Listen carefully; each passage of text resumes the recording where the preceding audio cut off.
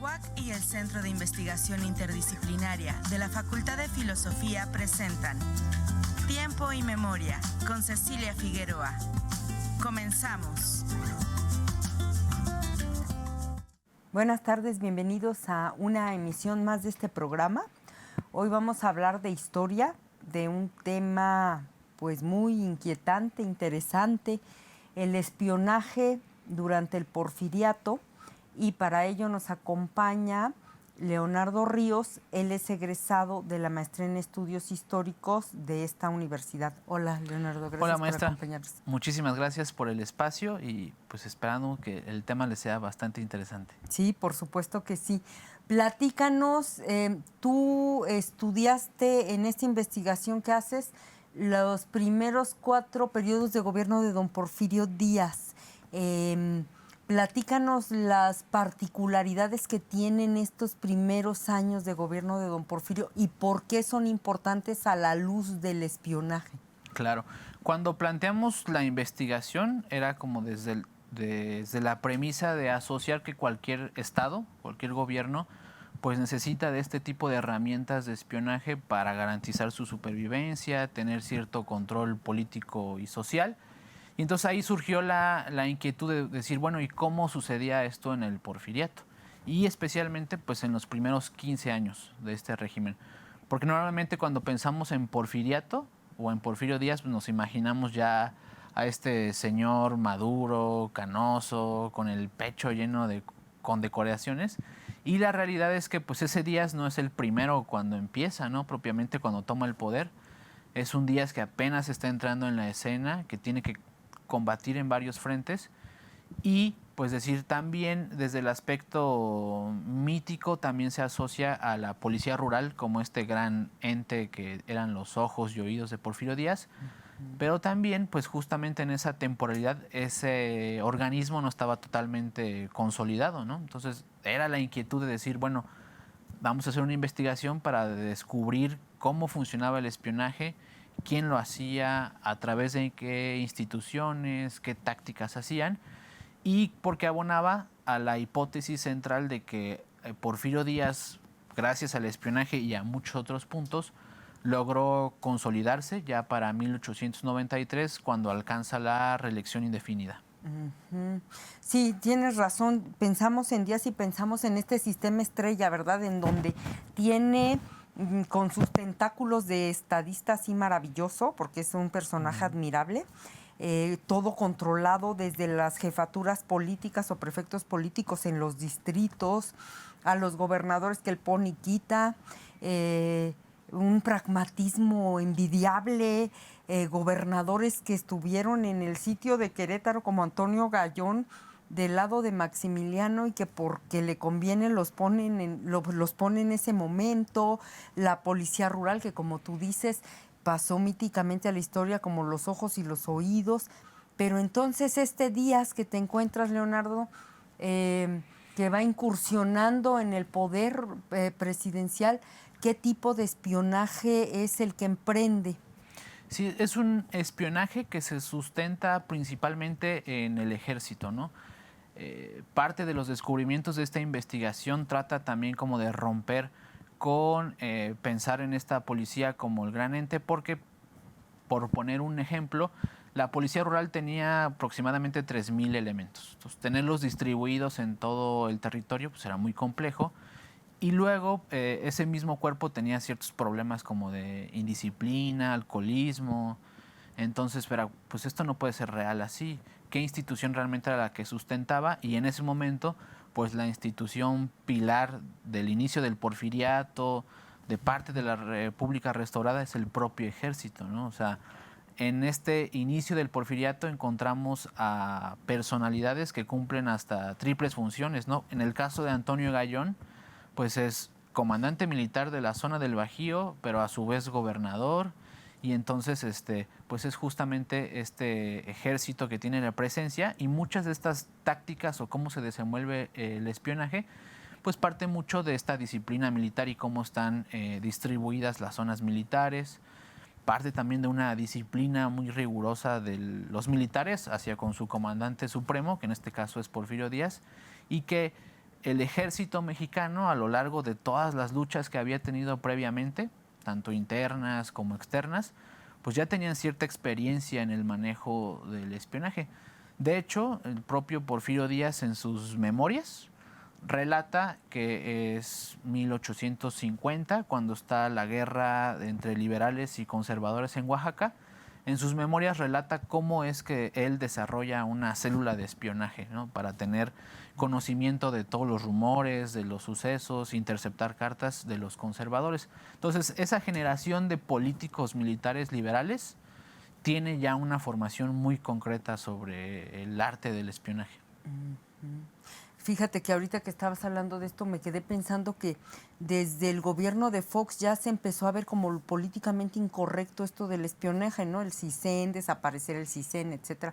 Y entonces se te paran los pelos de punta porque dices, no, por favor, es que espiar es tener el control. Si no eres un Estado, nación, papalote o no sé cómo llamarlo, ¿no? Sí, y de hecho, pues es lo que garantiza cierto sentido de supervivencia al propio régimen.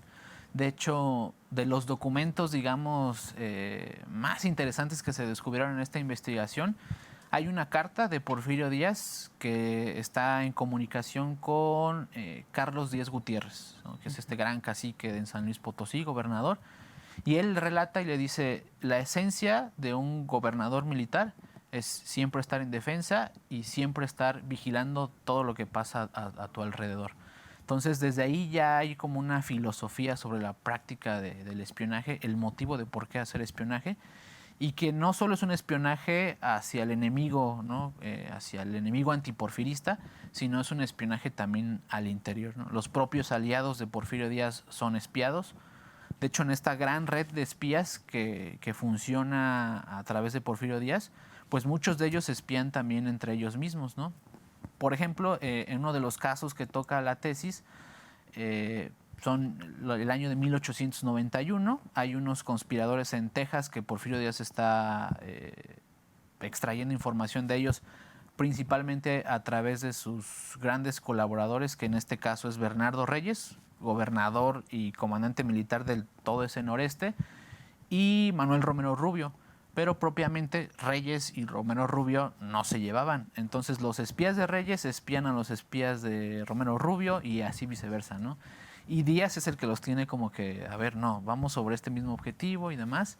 Entonces es un espionaje que, digamos, va de un lado a otro, ¿no? Y abona toda esta información que se extrae de la investigación a una teoría de un investigador español, Eduardo Juárez, que dice que cualquier persona en realidad puede ser espía y puede formar parte de un sistema de espionaje. Porque muchas veces puedes estar siendo manipulado, chantajeado, te pueden estar extrayendo información y tú pues no dimensionas o no caes en cuenta, ¿no? Entonces, justamente un sistema de espionaje, a diferencia de un sistema de inteligencia, que ya es algo constituido, con agentes, con un marco legal, el espionaje es totalmente informal, fuera de la ley, y entonces la red se amplía a cualquier tipo de persona. En la investigación, pues podemos encontrar desde el espía, digamos, natural, que puede ser un militar, hasta, por ejemplo, un caso muy excepcional, Ignacio Alarcón, un guitarrista, concertista, que era un artista de la época, que se dedicaba a espiar justamente a quienes iban a sus shows, a sus conciertos, y le pasaba esa información a Porfirio Díaz. Entonces Porfirio Díaz podía tener comunicación sobre el espionaje con un civil, digamos, cualquiera dentro del Estado porfirista, pero también con un general de división, podía tenerlo con un gobernador, con el encargado de la oficina del telégrafo. Él era el gran centro de este sistema de espionaje. No necesitó como de un jefe de inteligencia ni de su propio secretario de gobernación. Él asumió esa tarea. Leonardo, además de este guitarrista que pues sí obviamente es desconcertante que vayas a un espectáculo y el que está cantando te esté espiando, ¿qué otros espías como investigador te encontraste que te hayan roto el paradigma o que hayas dicho, nunca me imaginé que la señora que vendía tamales afuera de Palacio Nacional le informara a Díaz, algo así, ¿no? ¿Te Claro, encontraste casos así? En la interpretación de este organigrama, de este sistema de espionaje que se extrayó de la investigación, hay una parte muy peculiar que nosotros denominamos como población partidaria, que es donde entra justamente estos personajes civiles, ¿no?, que están fuera del gobierno, pero que están espiando a favor de Porfirio Díaz. Un sector muy claro son los periodistas, ¿no?, justamente en esta función de que están cercanos al poder o cercanos a los sucesos que están pasando. Hay muchos periodistas que funcionan como espías. Por ejemplo, en un documento se localizó que Bernardo Reyes tenía contratado a León Obregón, un periodista que trabajaba en San Antonio. Estaba financiado por el erario para que espiara a los conspiradores antiporfiristas en Texas. Rafael Chouzal, quien era el secretario privado de Porfirio Díaz, tenía como, casi como subordinado al jefe del periódico El Universal, Reyes Espíndola, y algunos de sus reporteros funcionaban como espías, o sea, mandaban información a Rafael Chouzal muy particular, confidencial, y él ya se encargaba de distribuirla. Entonces el periodista, propiamente por su profesión, tiene ahí un dejo de espía. Otro sector muy inquietante que pues lo vemos hoy reflejado en nuestra realidad política es el papel del crimen organizado, ¿no? Estas organizaciones de contrabandistas, gavilleros, criminales que están operando en la frontera norte, pero el propio ejército contrata a determinados personajes que están dados de alta en el ejército, pero por su, digamos, en esta máscara, en esta doble personalidad, funcionan y se infiltran en células de contrabando y extraen información justamente de los opositores que se acercan a estas células porque están en búsqueda de personal para nutrir su revolución o su insurgencia. Y entonces justamente los criminales en algunos sentidos contribuyen a proporcionar información. Y fíjate que esto último que dices rompe un paradigma de la historiografía que sostiene que al restaurarse la República era tal el hambre y la devastación en la que quedó el país que gran porcentaje de la población, dice la doctora Blanca Gutiérrez, en su libro Vida Política y Vida Económica en el Porfiriato, no recuerdo en cuál de los dos, pero aquí por lo que nos estás diciendo se rompe un poco esta idea que teníamos de ese Porfirio Díaz que decía mátalos en caliente, a leyendas como La Carambada, Chucho el Roto, ese tipo de gavilleros, de delincuentes, de bandoleros que pululaban por todos lados y que rápidamente los exterminaba. Pero lo que tú nos estás diciendo es que hay unos que son estratégicos y que hay que, en lugar de eliminarlos, usarlos. Qué interesante. Sí, y que son, digamos, que actúan bajo sus propios intereses personales y pues les conviene estar cercanos al poder, ¿no? Digo, no sé, el caso muy concreto en los últimos años, pues como el propio gobierno federal tiene sus cárteles favoritos, ¿no? En este caso funciona igual. Porfirio Díaz, a través de este sistema de espionaje, pues tiene la información necesaria para ya sea neutralizar o eliminar a su enemigo. En los 4 casos que estudia esta investigación, que son, reitero, los primeros 15 años, sus principales enemigos son sus contemporáneos, ¿no? Sus compañeros de armas del ejército liberal en la guerra contra el imperio. Y entonces, digamos, con algunos los perdona o los vuelve a insertar. Por ejemplo, Mariano Escobedo es uno de los perseguidos en este espionaje, pero una vez que lo detienen, pues lo perdonan y lo vuelven a insertar dentro del organismo estatal porfirista. Y en casos muy concretos, como por ejemplo García de la Cadena, que era el cacique de Zacatecas, a él lo fusilan en el acto en cuanto lo detectan, cuando lo aprenden. En el caso de otro personaje, Ignacio Martínez, muy famoso últimamente, pues que AMLO tiene ahí una investigación de este personaje. Era un médico militar, antiguo aliado de Porfirio Díaz, pero después se vuelve opositor. Y pues hay unos pistoleros que cruzan la frontera y lo asesinan en Texas, que La hipótesis es que son pagados por Bernardo Reyes. Entonces, con unos dice, los voy a perdonar, otros sí les deja pues todo el peso de la represión y actúa más bien en función de lo que a él yo creo que más le conviene, ¿no? En el caso de Mariano Escobedo, pues matarlo era convertirlo en mártir, ¿no? Y entonces no le convenía. Pero Ignacio Martínez, que es un personaje muy local de Tamaulipas, pues el asesinarlo no le representó grandes problemas, al contrario, a él le benefició de quitarse un opositor encima que le podía representar problemas en el futuro. Y él también era liberal, me dices, ¿verdad? Sí, de hecho, Ignacio Martínez era general, médico militar, y apoyó a Díaz, por ejemplo, en el golpe de Estado que lo llevó al poder. Después se separan, ¿no? Porque a Ignacio Martínez ya no le agrada las reelecciones continuas y él pugna por una no reelección y bueno, pues en ese movimiento que encausa es asesinado. Versus, por ejemplo, el caso del cacique de la Sierra Gorda, don Rafael Olvera, que te digo que ahí es cuando dices, a ver, aquí como que las piezas del ajedrez ya no se acomodaron bien, y es que en realidad las ideologías no existen, porque don Rafael Olvera, históricamente conservador, aliado de Maximiliano, y a él, en lugar de fusilarlo, lo convierte en gobernador de Querétaro, ¿no? Después de Antonio Gallón, que también fue conservador y que jugó un papel muy importante en defensa del Segundo Imperio durante el sitio de Querétaro. Y entonces el primer gobernador y el segundo eran nada menos que maximilianistas. Y en este caso de don Rafael Olvera, igual que este médico que tú dices del norte, es cacique. Y ahí es cuando dices qué complejidad.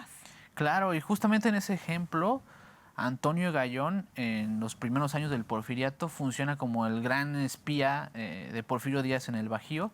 De hecho, Antonio Gallón le está mandando información constante a Porfirio Díaz sobre la actividad de Rafael Olvera. Y justamente, o sea, Gallón y Olvera eran del mismo bando 10 años atrás. Y ahora, pues por las conveniencias políticas, los intereses personales, pues digamos, el individuo se va moviendo por conforme le va conveniendo, ¿no? En la política. Y ahí Antonio Gallón se convierte en el espía de Porfirio Díaz en Querétaro. Le manda información de qué pasa en la sierra, sobre si hay adeptos de Mariano Escobedo en Querétaro. Y él está constantemente mandando información. De hecho, Díaz en algunas cartas hasta le dice que lo lleve con más calma, ¿no? Que no se acelere en estar constantemente vigilando todo. Pero sí, justamente, o sea, Antonio Gallón ahí se convierte, digamos, no de la nada, pero a la luz de los hechos podría verse como que de un día para otro es súper porfirista y ya es antiimperialista, ¿no? En el caso de Rafael Olvera. Qué interesante. Y de las fuentes que consultaste, porque pues evidentemente los televidentes se han de estar preguntando, ¿y de dónde obtuvo todo? O sea, tiene una bola mágica de dónde obtuvo toda esa información, porque además información pública no es, ¿no? Te decía que qué suerte tuviste, ahora sí que como dice tu director, el doctor Francisco Meyer, mataste víbora en viernes, así dice cuando hay un hallazgo en el archivo, ¿no? Sí. Encontraste la información secreta. ¿En dónde la encontraste? Al principio había ese temor de que no hubiera la información suficiente para la investigación, pero pues afortunadamente sí había mucha. La investigación se nutre principalmente de 3 archivos. El primero es la colección Porfirio Díaz de la Ibero, que es este gran repositorio de documentos de Porfirio Díaz. Otro segundo archivo es el archivo de Bernardo Reyes, que lo tiene la capilla alfonsina del Imbal.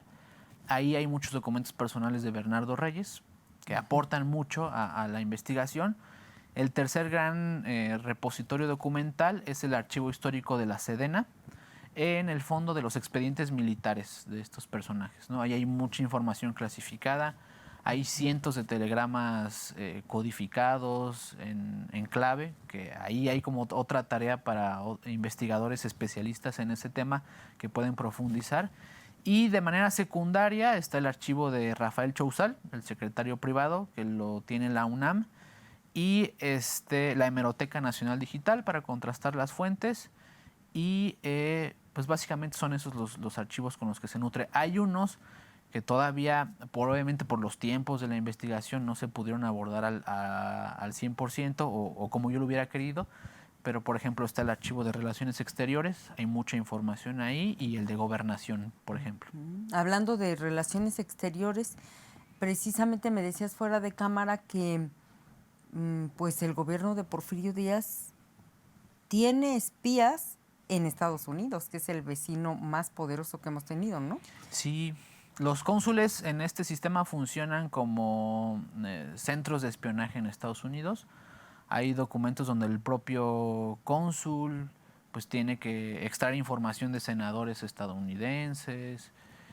Propios cónsules aseguran que tienen gente infiltrada en el gobierno. De hecho, en el sector periodístico de Estados Unidos hay un espía de Porfirio Díaz que está ahí manipulando líneas editoriales y demás. Entonces, también es como decir, bueno, no nada más Estados Unidos espía a sus vecinos, sino al menos en esta temporalidad el gobierno porfirista intentaba también extraer información de ellos, tanto para controlar opositores y para como estar tranquilos en un miedo constante que había de que en algún momento los estadounidenses podrían invadir el país. Y no estaba tan equivocado en dónde surge la Revolución Maderista, ¿verdad? En El Paso. Así es. Así es.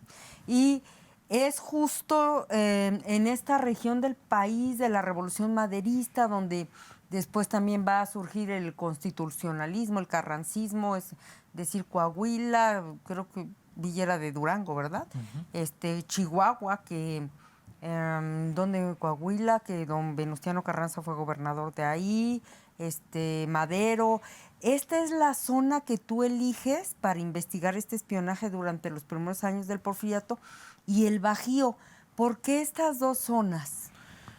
Principalmente porque al entrar en la primera fase de la investigación fueron los casos como más emblemáticos que se detectaron, porque obviamente pues espionaje hubo en todos lados, ¿no? Pero por la coyuntura, porque contribuían a justamente el proceso de consolidación política de Díaz, que tenía que eliminar a los caudillos que más amenaza le representaban, pues es justamente que sucede en este corredor del noreste, Bajío, y la frontera con Texas. Es por eso que, digamos, como se dice en el gremio, pues la fuente fue la que determinó delimitar el espacio geográfico de esta investigación, pero hay pues tareas pendientes de hacer, por ejemplo, qué sucedía en Yucatán, en Chiapas, cómo se desarrolló el espionaje, por ejemplo, en la guerra contra los yaquis. O sea, hay todavía un largo camino por seguir investigando en este tema.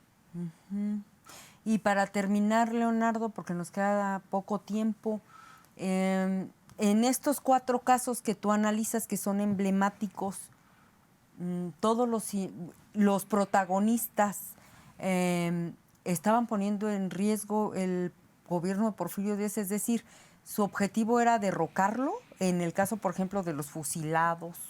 Sí, justamente son de estos 4 movimientos opositores, están en planeación de crear una insurrección o una revolución, ¿no? O sea, ya tienen planes muy concretos de levantar en armas a sus seguidores. Entonces, por eso que Díaz actúa ya de manera más concreta con el espionaje para intentar neutralizarlos, ¿no? Propiamente Escobedo, por ejemplo, estaba buscando una revolución en la frontera, y es a través de este espionaje donde está buscando neutralizar su ejército que está creando. Pues Leonardo Ríos, egresado de la maestría en estudios históricos que se encuentra en el padrón de calidad de CONACYT. Muchas gracias por habernos acompañado. Gracias. En Tiempo y Memoria. Y a nuestros televidentes nos vemos en la próxima emisión. Buenas tardes. TV UAC y el Centro de Investigación Interdisciplinaria de la Facultad de Filosofía presentaron Tiempo y Memoria con Cecilia Figueroa. Gracias por acompañarnos.